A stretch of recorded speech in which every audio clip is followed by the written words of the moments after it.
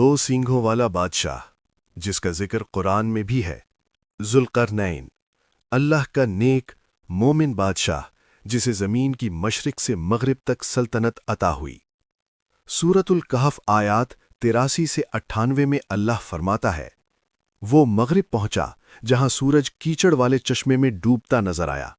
وہ مشرق گیا جہاں لوگوں کے پاس کوئی سایہ نہ تھا، پھر شمال کے پہاڑوں میں یاجوج ماجوج کے فساد سے تنگ لوگوں نے التجا کی تو اس نے دو پہاڑوں کے درمیان لوہے کے بھاری تختے کھڑے کیے، پگھلا ہوا تانبا انڈیل کر ایسی مضبوط دیوار بنائی جو دنیا تلے عرض سے آسمان تک پہنچی۔ مفسرین جیسے امام طبری، ابن کثیر اور امام قرطبی فرماتے ہیں، دو سینگ سے مراد دو بڑی سلطنتیں مشرق و مغرب یا طاقت کی علامت ہے۔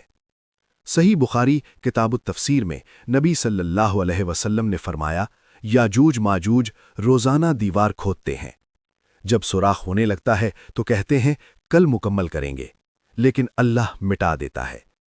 آج بھی وہ دیوار موجود ہے جب تک قیامت قریب نہ آئے اور یاجوج ماجوج انشاءاللہ کہہ کر نہ توڑ